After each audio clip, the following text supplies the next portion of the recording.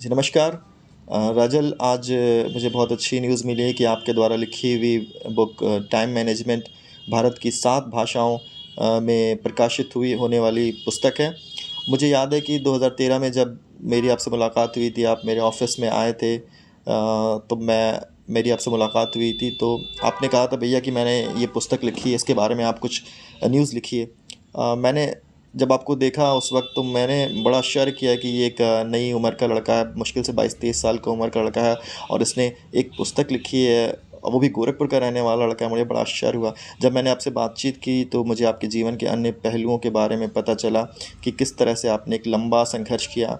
वो स्कूल के दिनों में जब आपसे मिसबिहेव हुआ, टीचर्स के द्वारा मिसबिहेव किया गया, बुलिंग हुई, और आपने उससे दुखित होकर एक समय ऐसा आया कि जब आपने स्कूल छोड़ने का निश्चय लिया, और फिर किस तरह से आप उस चीज़ों से उभरे और अपने आप को एक सफल लेखक, ना केवल एक सफल लेखक के रूप में स्थापित किया, बल्कि पढ़ाई जारी रखकर लगभग 9 डिग्रियां, जिसमें एलएलबी, जर्नलिज्म इत्यादि डिग्रियां आपने हासिल की।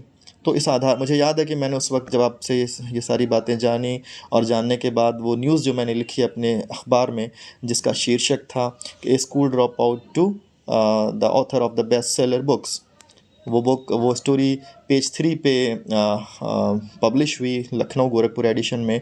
और वो एक बहुत इंस्पायरिंग स्टोरी थी, जिसमें मैंने ये सारी बातें लिखी थी कि किस तरह से आपने स्कूल छोड़ने का निर्णय लिया, फिर आप किस तरह से आगे बढ़े, दादाजी ने आपको संभाला। और आज जब मुझे मालूम चल रहा है, तो मुझे बड़ा हर्ष हो रहा है, बड़ा अच्छा लग रहा है।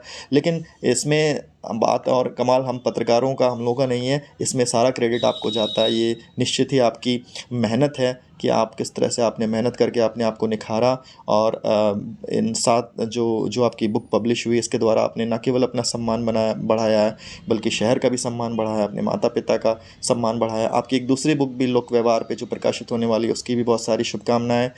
आज मेरी बहुत सारी शुभकामनाएं आपके लिए आने वाले समय के लिए। नमस्कार।